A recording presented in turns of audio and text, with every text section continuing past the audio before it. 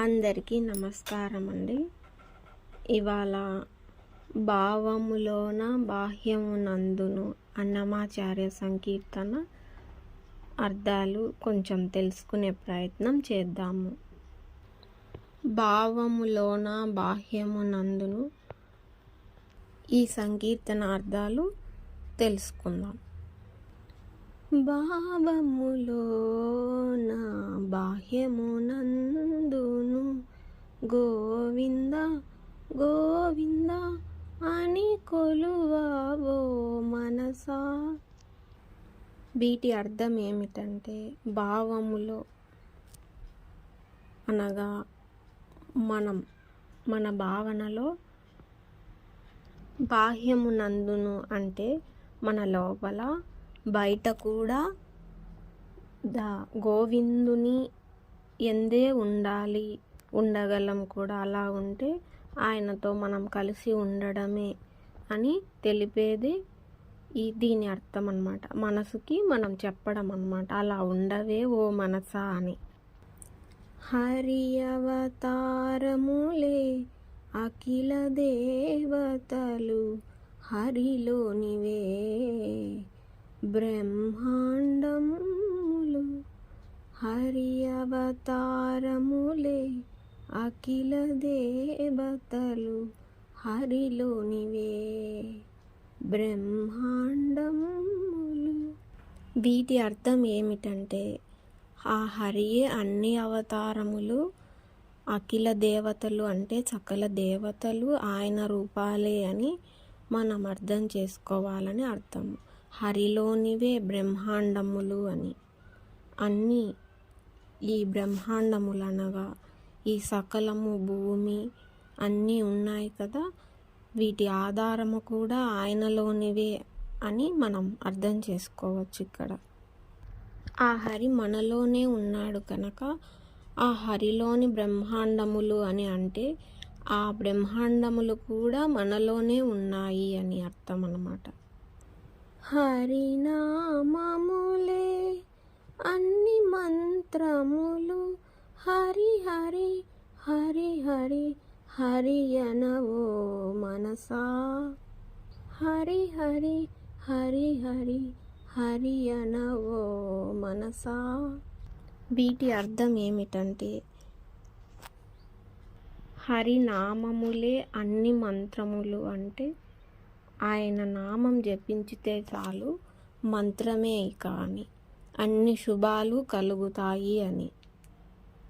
మనం నిత్యము హరి హరి అని మన మనసుకు అలవాటు చేస్తే అది నిత్యం ఎంతో దైవ సన్నిహితంగా ఉంటుంది.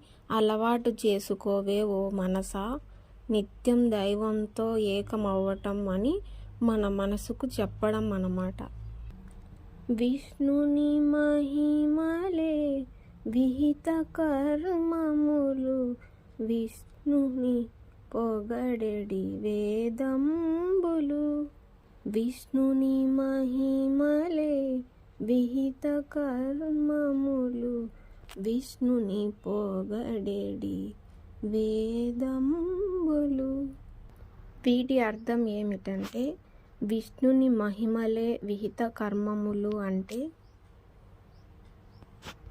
ఈ విష్ణు అన్ని తానే అయి చేశాడు మహిమల. ఆ విష్ణువే అన్ని రూపాలలో ఉంటూ అన్ని కర్మలను నిర్వర్తించుతున్నాడని మనం తెలుసుకోవచ్చు. వేదములనగా ఏమిటంటే, ఆ విష్ణుదేవుణ్ణి మనం పొగిడే పొగడతలే వేదములుగా మనం చెప్పుకోవచ్చు. ఆయనను తలుచుకుంటున్న ఆ పదాలు ఏవైనా వేదములే అని వివరణ అన్నమాట. విష్ణుడొక్కడే విశ్వాంతరాత్ముడు విష్ణువు విష్ణువని వేదకవో మనసా. వీటి అంతరార్థం ఏమిటంటే, విష్ణుడొక్కడే విశ్వాంతరాత్ముడు అంటే ఈ సృష్టి అంతా ఆయనే. ఆ విష్ణుడొక్కడే ఉన్నాడు. సృష్టి సకలము ఎటు చూసినంత మేరకు, మనకు తెలియనంత మేరకు అంతటా తానై ఉన్నాడు. నింగి నేల సర్వము తానే అని విష్ణువు అని వెతకవే ఓ మనసా అని మన మనసుకు అలవాటు చేసుకోవాలని దీని అర్థం అన్నమాట. మన మనసుకి అలవాటు చేసుకోవాలి విష్ణువు అనవే అని. అలాగే ఇంత విశ్వాంతరాత్ముడు అంటే ఇన్ని ఆత్మస్వరూపాలు ఆయనే, ఆ విష్ణువుడనే మనం తెలుసుకోవచ్చు. ఎటు చూసినా, అందరిలోనూ, ఏ వైపు చూసినా, ఏది చూసినా అంతా విష్ణువు అని వెదకవే ఓ మనసా అని మనం అలవాటు చేయాలన్నమాట మనసుకి. అచ్యుతుడితడే ఆదియునంత్యము, అచ్యుతుడే అసురాంతకుడు. వీటి అర్థం ఏమిటంటే అచ్యుతుడు ఇతడే ఆదియునంత్యము అంటే ఆది నుంచి ఉన్నవాడు ఆ విష్ణువే అని, అంత్యము కూడా ఆయనేనని, అంతా ఆయనే, సర్వము ఆ అచ్యుతుడేనని అర్థం అన్నమాట. అలాగే అచ్యుతుడే అసురాంతకుడు అని అంటే, అచ్యుతుడే అసురాంతకుడు అని అంటే మనలోనున్న ఆ చెడు గుణాలే అసురులు అని. ఆ అచ్యుతుడు మన మనస్సులో మనం శుద్ధిగా ఉంచుకోవడానికి ఆయనను తలుచుకుంటే, ఆ అచ్యుతుణ్ణి తలచగా శుద్ధి అవగా మనలో ఉన్న ఆ చెడు గుణాలను ఆ సర్వేశ్వరుడు, ఆ విష్ణువు మనలో ఉన్న ఆ చెడు గుణాలను తొలగించడమే ఆ విష్ణు అసురాంతకుడు అని అర్థం అన్నమాట. అచ్యుతుడు శ్రీ వెంకటాద్రి మీదనిదే, అచ్యుత శరణనవో మనసా. వీటి అర్థం ఏమిటంటే అచ్యుతుడు శ్రీ వెంకటాద్రి మీదనిదే అనగా ఆ శ్రీ విష్ణువు